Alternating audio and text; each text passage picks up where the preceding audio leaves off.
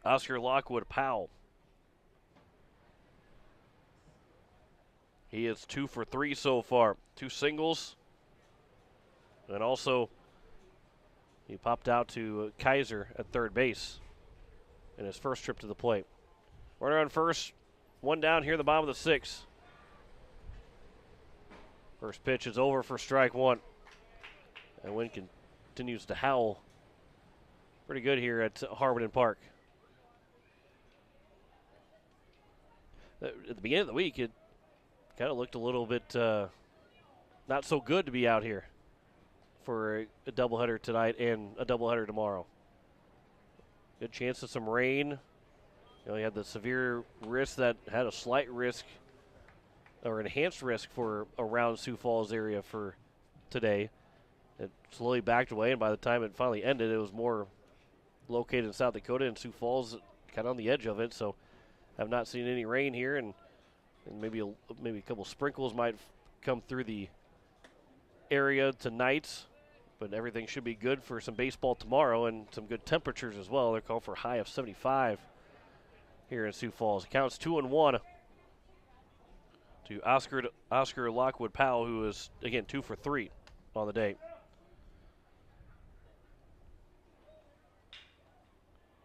Rounds will come set from the stretch. Here's the 2-1 pitch. There's a ground ball right side, fielded by Wiebe. He'll turn to second for 1, back to first, and unable to be picked out by Edmond. And there's now 2 down. He kind of slipped getting to the bag.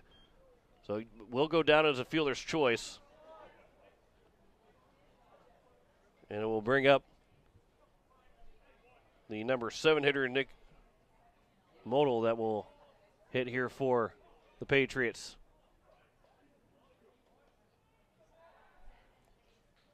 So it goes a 4-6 on the fielder's choice. 2 down here in the bottom of the 6th inning.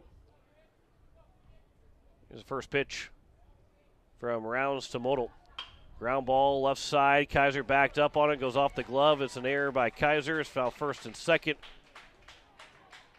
with 2 away. And it's allowing Tolk to come back to the plate.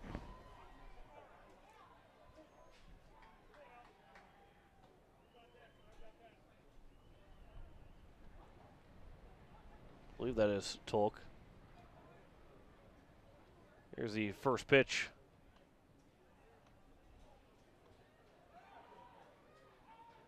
Swing and a miss. That's 0-1. I guess I might even been off somebody here. It looks like that's Huseman's number. That's up to the plate. That one comes inside, and it's now 1-1.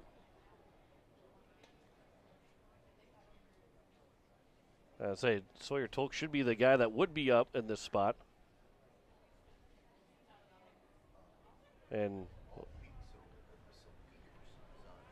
so Peters hit for Modal. And this says it's would be, this is Sawyer Tolk that is batting. So count is 1-1. Hard to see. Well, it's hard for me to see in general. The count is 1-1 here. That one will bounce in. It's now 2-1. And a good block there from Grayson Hunsley.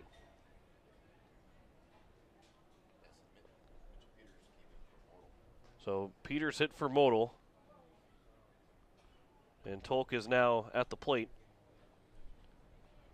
Here's the 2-1 pitch.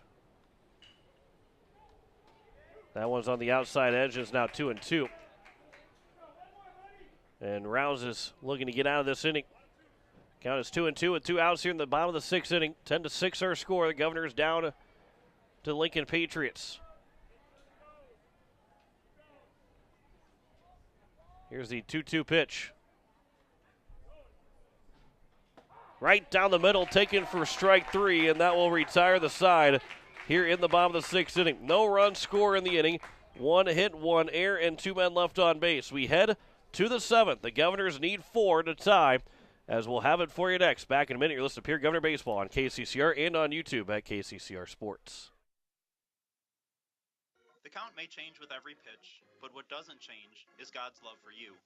Come join us at Faith Lutheran Church to hear about the God who blesses us with athletic skill, meaningful relationships, and the peace and comfort that comes from his son Jesus.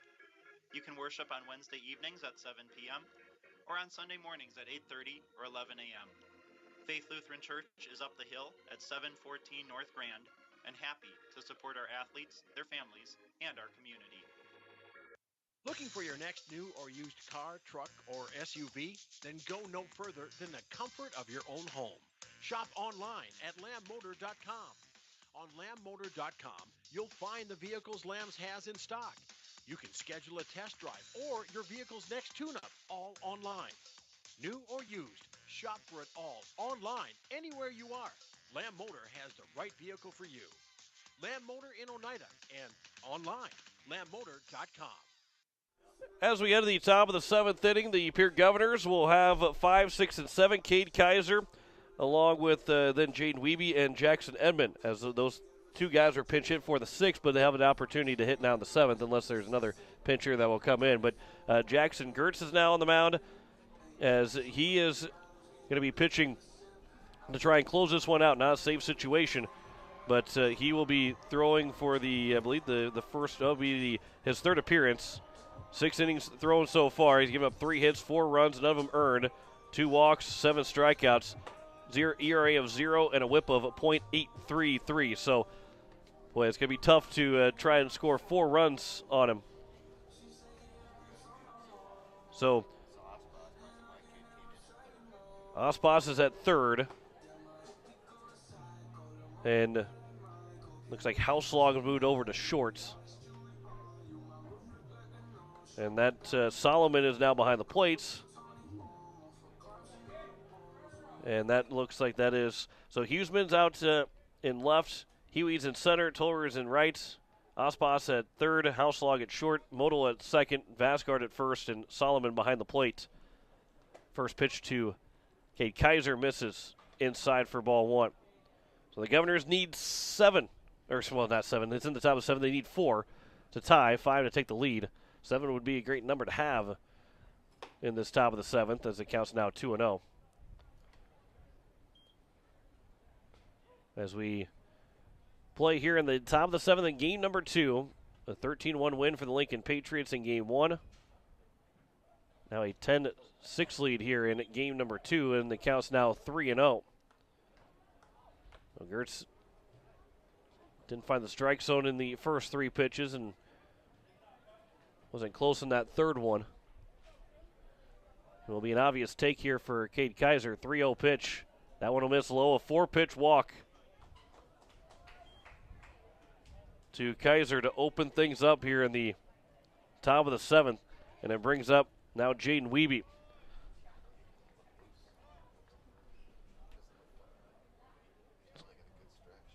So Wiebe, who is 0 for 2 with 2 strikeouts. Stolle pinch hit for him. He re-entered. And now he steps back up, and the first pitch will get to the backstop. And to second base will be Kaiser. And Gertz looks like he didn't take enough warm-up pitches, warm-up throws. Trying to overthrow a little bit, and he's thrown 5 straight balls. And it's 1-0 to Wiebe, with now a runner on second. Jackson Edmond is on deck. Be followed by Matt Hansen and then Brecken Kruger. A 1-0 pitch. That one is chopped foul at the plate. And even with the 5 misses in a row, Wiebe saw that one for an opportunity to try and drive somewhere and just missed it. So the count is 1-1.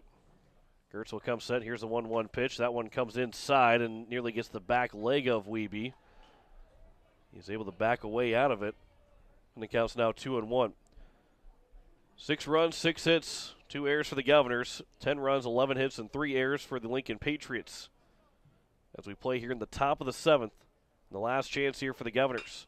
There's a ground ball up the middle. That one's going to be a tough play. Backhand sliding attempt, and able to keep it in the infield was Modal at second to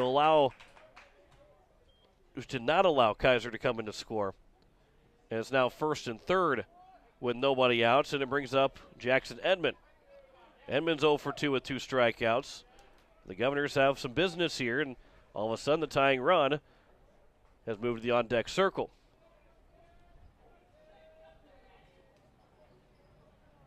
So Jackson Gertz, who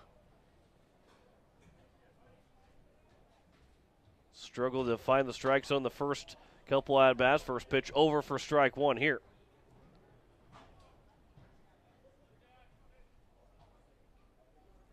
Runners at the corners with nobody out here at the top of the 7th. That pitch will bounce in. It goes off the umpire, so it saves the run, but the other runner, and Jaden Wiebe, moves up 90 feet to second. So it's now second and third. And a 1-1 count here to Edmond.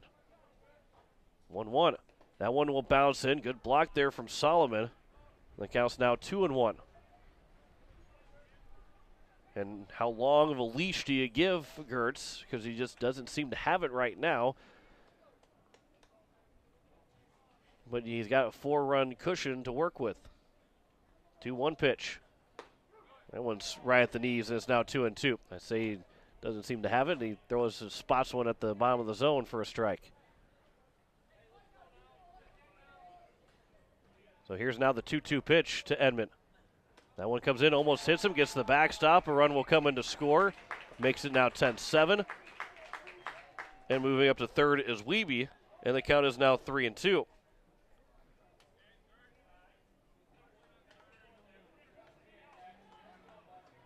So a 3-2 count. Nobody out here in the top of the 7th. Tying run is awaiting on deck right now. Here's a 3-2 pitch. And Edmond will check swing and foul it over to the third base dugout. Stays alive. That pitch was coming in. Probably was going to be ball 4, but got a piece of it, so we get another 3-2 opportunity. And there wasn't much Edmond could really do to keep it from not being ball 4. There's a swing and a miss, and Edmond strikes out for the 3rd time in the ball game. And there's now 1 down here in the top of the 7th, and it brings up Matthew Hansen, who is 1 for 3. So that on the tying run remains on deck for at least one more hitter. 10-7 here at the top of the 7th. There's a ground ball left side off the third baseman into left field. It's now 10-8. Hansen will round first. He's on his way to second. The throw coming in. Dives head first. He's in at second base. And it's going to be an air charge to the third baseman. And it's now a 10-8 ball game. And Pierre is not quite done yet. And we'll have a conference on the mound as Brecken Kruger will come back up. He represents the tying run now for the Governors, who are once down 10-2. At the end of the 5th inning, it was a 10-2 lead. 6 runs have scored now straight here for the Governors. And now, looks like Gertz is going to be done, and Modal might be making his way, or we'll see who's going to be pitching, but we're going to have a pitching substitution to try and close this one out. So we will step aside for a minute. Governors have come all the way back, down 10-8 now, and a pitching change here at the top of the 7th.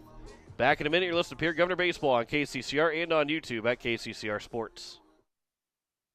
No one likes to have electrical problems, but when they happen, call Todd's Electric at 223-2518. With over 28 years of experience, Todd's Electric can handle any type of electrical problem, whether it's residential, commercial, or agricultural. Their knowledgeable staff knows and understands the importance of your home, business, or ag facility and are prepared to help. Call Todd's Electric at 223-2518. That's 223-2518. Todd's Electric, serving the Pierre and Fort Pierre areas. The line to power.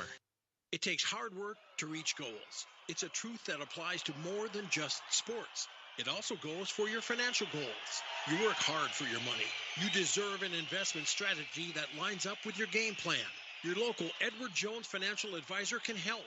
If your investments aren't getting you closer to the win, visit edwardjones.com or stop by your local Pierre area Edward Jones office for a financial review.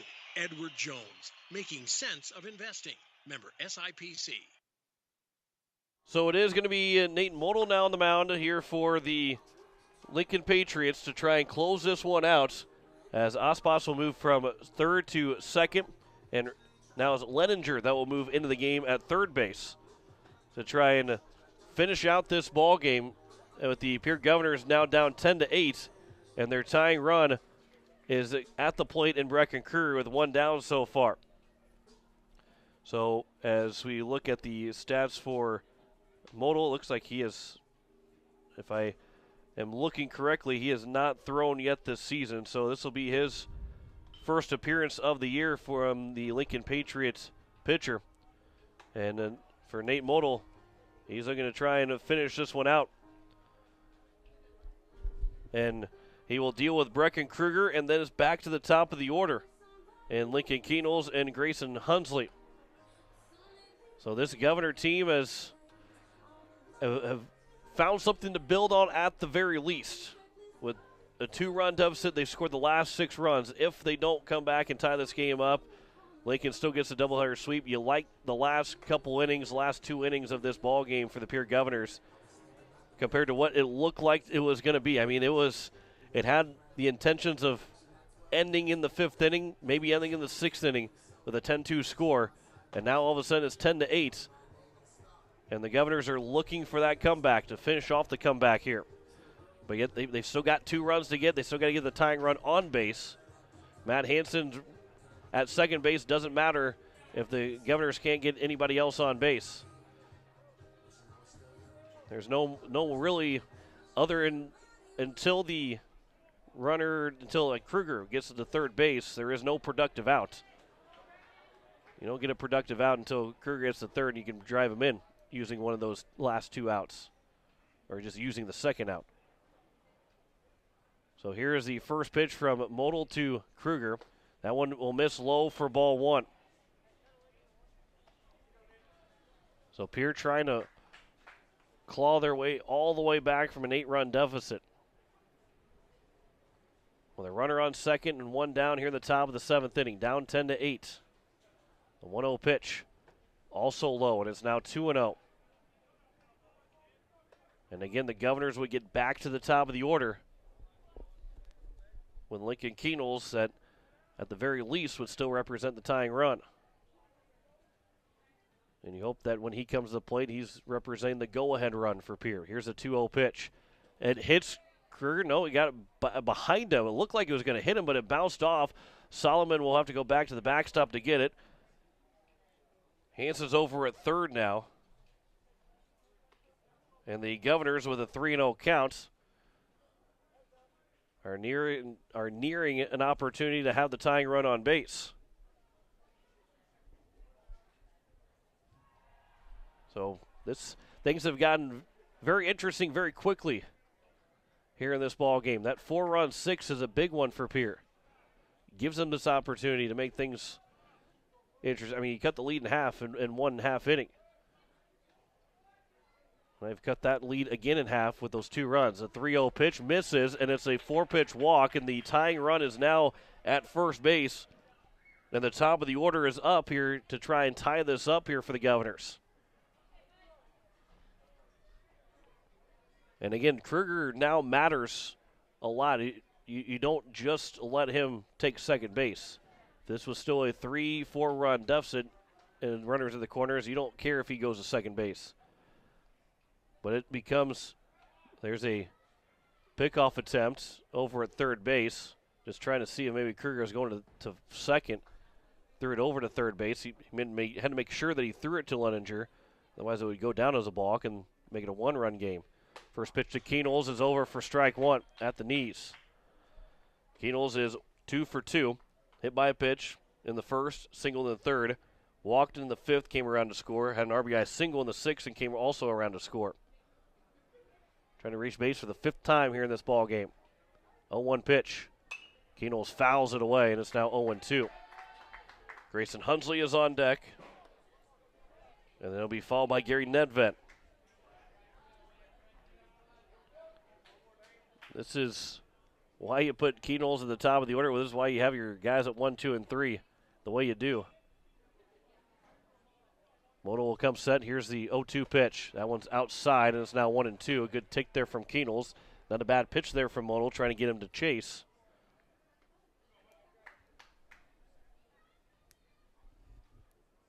Kruger's got good speed over at first. Ball in the gap. Got to be careful. You don't want to try and stretch too much of it. 1-2 pitch, ground ball through left side, base hit. It's a 10-9 ball game, and the tying run is now into scoring position. Keenels is 3 for 3 with 2 RBIs. Governors have the tying and go-ahead runs on base now, with 1 out here at the top of the 7th. A 3-run 7th inning. Grayson Hunsley, who was 0 for 4, but he reached base last time. He struck out swinging, but the ball got to the backstop, and he was able to reach first.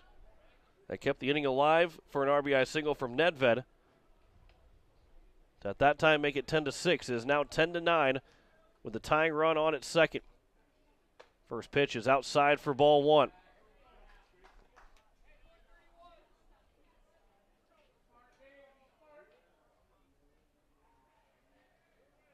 As Landon Badger calls out the numbers from third base. Grayson Hunsley. It says step off from Modal. And again, some of those numbers are obviously just decoy numbers too. I don't mean that anything's on at all, just on different numbers. Here's the 1-0 pitch. Hunsley swings and misses. And is now 1-1. We have passed we're right around 2.5 hours right now.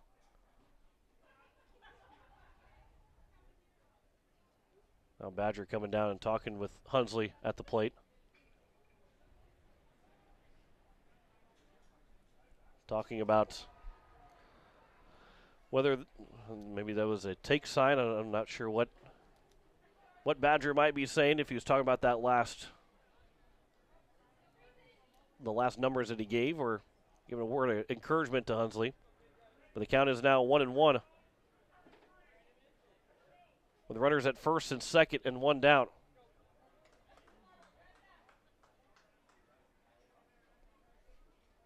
First baseman Vasgard moving in the infield grass. Hunsley showing bunt. He does not bunt it fair. He bunts it foul, and it's now 1-2. He was trying to.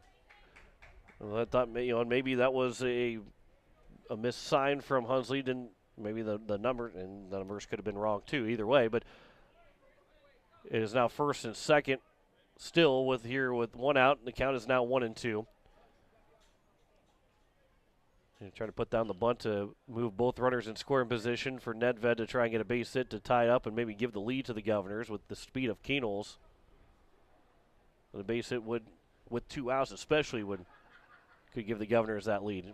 Instead now here's the 1-2 pitch. Taken low for ball 2, and the count is now even at 2 balls and 2 strikes. If we get to the 7th inning, it'll be 9-1-2 for the Lincoln Patriots. And for the Governors to force a bomb in the 7th, they need just 1 run. Down 10-9. Change the scoreboard on YouTube. Make sure it's 10-9. There's a pitch. There's a swing and a miss. Hunsley is out. Both runners will move up 90 feet. So there's 2 down here in the 7th inning. Runners are at second and third. The ball did get away, but first base was occupied. With less than 2 outs, Hunsley is automatically out. So there is now 2 down. Nedved, it worked. I mean, overall, everything turned out the way you had kind of planned to see if Hunsley would have laid down the sacrifice bunt. Either way, he got second and third now with 2 away, and it's Gary Nedved a chance to tie the ball game up. Here's the first pitch to Nedved. That one will miss low, and a good block from Solomon. Sliding over. Keeps this ball game a 1-run game. Otherwise, it is easily tied up. It's a big block there from Solomon. Nedved, he is 2 for 3 in this ball game. Singled in the 5th and also in the 6th. Drove in that run to make it 10-6 at the time. Now it's 10-9. Here's a 1-0 pitch to Nedved. Swing, popped foul and out of play. And it's now even at a ball and a strike. Waiting on deck is Jet Zabel.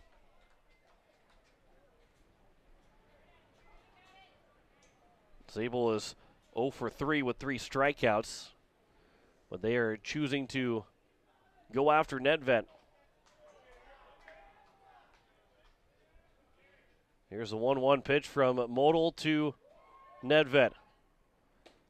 That one misses low and is now 2-1. Second and third, 2 away here at the top of the 7th. The Governors down 10-9. They've scored 7 unanswered runs, looking for that 8th run to tie this ball game up. That tying run is at third base. The go-ahead run is in second base.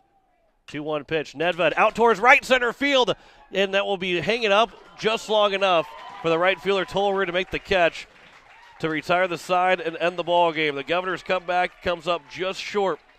3-run score in the inning on just 2 hits, 1 error, and 2 men left on base. The Governors fall in both games, 13-1 and 10-9. We'll step aside for 2 minutes, come back with a post-game show. You're listening to Pierre Governor Baseball on KCCR and on YouTube at KCCR Sports. When you're in the need for high-quality replacement auto parts, look no further than Zander Auto Parts and Machine Shop in Pierre. Zanders has been servicing the Pierre area for over 40 years. Their professional parts techs can get you the parts you need and get you back on the road. Stop by Zander Auto Parts and Machine Shop at 500 West Sioux in Pierre or call 224-9221. Zanders, your source for domestic and foreign auto parts and accessories. Innovation. It's right here. Avera St. Mary's Hospital keeps care local for you and your family, offering comprehensive care that has earned 4 out of 5 stars by the Centers for Medicare and Medicaid Services in hospital performance and safety. Avera St. Mary's world-class care is further supported by advanced technology, 2-way video e-consults, 3D mammography, and a state-of-the-art birthing center, so you and your family don't have to go anywhere else, because innovation lives right here in Pierre. Learn more at avera.org/news. At Shane's Pharmacy, your health care is important, and Shane wants to be the pharmacist to take care of you. Shane's Pharmacy will make sure your prescriptions are filled in a timely manner, they will answer your questions, and they will even deliver to your home or office. Call 223-9200. Shane's Pharmacy, the pharmacy you know and trust. The number again is 223-9200. Shane's Pharmacy in Fort Pierre, proud to support high school athletics.